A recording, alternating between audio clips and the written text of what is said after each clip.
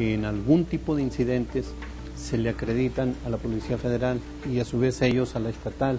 Y hay ahí como un intento de evasión de responsabilidad en cuanto a la solución de determinado tipo de problemas reiterados, por ejemplo lo que es la carretera Durango-Zacatecas, ahí en cierta región, el Calabazal, bueno, antiguamente conocido como el Calabazal, ahora es Villa Insurgentes, que allí siempre hay incidentes y no sigue habiendo desconfianza por la ciudadanía. ¿Qué se hace en este caso? Bueno, definitivamente ahorita estamos solicitando conjuntamente los dos gobiernos, y no solamente de Zacatecas, sino también los gobiernos de San Luis y Aguascalientes, para un operativo. Definitivamente en estos asuntos, aunque sea una carretera federal, estamos trabajando conjuntamente. Los operativos conjuntos son elementos del Ejército, elementos de la Policía Federal, elementos de la Policía Estatal de ambos estados, y en su caso, cuando se requiera, elementos de las policías municipales. En este caso, y hay que decirlo muy claro, las policías municipales, y sobre todo en algunos municipios cercanos a este punto de la frontera con Zacatecas, pues no tienen elementos, si acaso tienen ahí para cuidar el orden en el municipio. Entonces, cuando nos prestan elementos, pues qué bueno. Sin embargo, son operativos que están más en el ámbito estatal y federal, y ahí estamos haciendo una solicitud al secretario de Gobernación y al secretario de Seguridad Pública para que el operativo que se está haciendo en La Laguna, que ha sido exitoso, se replique también en la frontera con Zacatecas y conjuntamente en las fronteras con San Luis y con Aguascalientes, porque es el paso de todo el sur hacia el norte, tanto hacia la comarca lagunera como al estado de Durango. Paso necesario.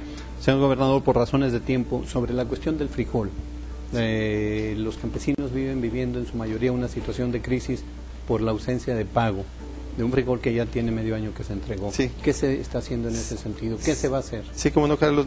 Quisiera nada más hacer un último comentario sobre la seguridad y luego paso a lo del frijol. No. Solo comentar que también estamos impulsando fuertemente en la participación ciudadana. Se han hecho diferentes foros. Hace poco se hizo un foro con una gran participación ciudadana sobre propuestas concretas para la seguridad. El día de ayer firmamos un convenio con una organización nacional también por un objetivo común en función de la seguridad y la transparencia de las instituciones. Y yo quiero nada más comentar que la seguridad, Carlos, es una responsabilidad de todos y que implica, en primer lugar, la educación de los niños y los jóvenes. Ayer yo lo comentaba, que la educación es la base para que podamos, en base a valores, formar a nuestros hijos. El problema que está pasando en la inseguridad es por una falta de valores, que la sociedad se ha descompuesto. Y se ha descompuesto porque hemos perdido los principios de la educación.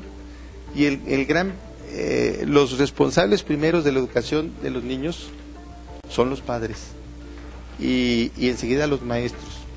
Y son los principios que nos inculcaron a nosotros fuertemente, pues como la obediencia, el respeto, el que tengamos pues esa deferencia siempre a los mayores, que es cierto que los niños tienen los derechos y a lo mejor le hemos exagerado, pero sobre todo son las obligaciones, y si los padres no somos capaces que los niños nos obedezcan de chicos, porque es la obligación que nos obedezcan, pues de grandes, ¿cómo vamos a querer que obedezcan a la autoridad?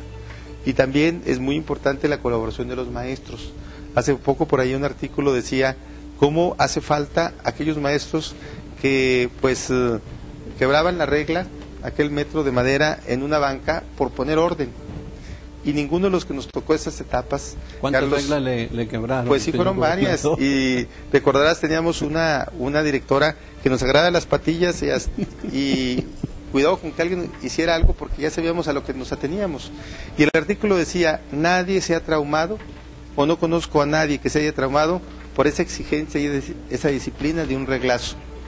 ¿Y cuántos niños sí están traumados por falta de ese reglazo, por falta de esa acción de orden y de disciplina?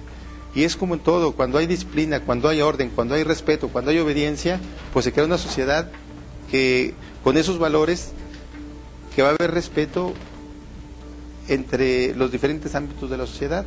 cuando se pierden esos valores, definitivamente se relaja y la sociedad, el tejido social se va pues deshaciendo y se crea esta situación de violencia que hoy vivimos. Por eso es importante, y yo lo recalco, la cuestión de la seguridad, lo más urgente, independientemente de medidas que estemos tomando como gobierno, es una corresponsabilidad de toda la sociedad, de todos los organismos, de todas las cámaras empresariales, de los medios de comunicación, de las organizaciones sociales, pero principalmente es una responsabilidad de los padres, y en ese sentido tenemos que tomar medidas urgentes para poder tomar el rumbo de nuestro Estado y de nuestro país. Señor gobernador, hace 2 o 3 días el exvocero de la Presidencia de la República, Rubén Aguilar, exvocero de Vicente Fox, afirma que lo mejor que hay que hacer en estas circunstancias que vive México es la legalización de la droga. ¿Cuál es su opinión? Yo creo que es un tema que habría que discutirlo y dejarse a los expertos. Habría que ver qué está sucediendo en otros países para donde esto sucede. Yo en lo personal creo que no es la solución. Yo creo que la solución está en la educación, y en cuestión de la educación y formar a los jóvenes en valores es como vamos a poder superar esta situación tan difícil que hace, y dando opciones a nuestros jóvenes de deporte, opciones de cultura, para que no caigan en los vicios. Creo que abrir la llave en forma ya legal al libertinaje no es la solución, pero también creo que esto lo tienen que determinar en base a estudios muy serios y en base a lo que determinan los expertos. Señor gobernador, en relación a lo que habíamos adelantado, el frijol. Bueno, creo que aquí hay un mecanismo que está fallando. Justamente el próximo día 14 vamos a tener una reunión, los 3 gobernadores de los estados de Chihuahua, Zacatecas y un servidor de Durango, que entre los 3 estados producimos el 90% del frijol. Y estamos haciendo una propuesta al gobierno federal, vamos a hacer una reunión aquí con el secretario Mayorga, para que la forma en que se está haciendo la comercialización y el pago a los productores cambie. ¿Por qué? Porque no se garantiza el pago a los campesinos y a los pequeños productores. Y lo que pasa es que ahora se han hecho coyotes autorizados. Y son grandes coyotes que pueden acopiar lo que quieran. Estamos hablando de las acopiadoras. De las acopiadoras, autorizados por el gobierno federal, y que tienen el grave problema de que ellos sí tienen un subsidio que les garantiza pues un precio, y no lo trasladan con los pequeños productores. No hay una forma que les exijamos como gobiernos el que puedan hacer el pago oportuno y un pago justo a los productores. Aquí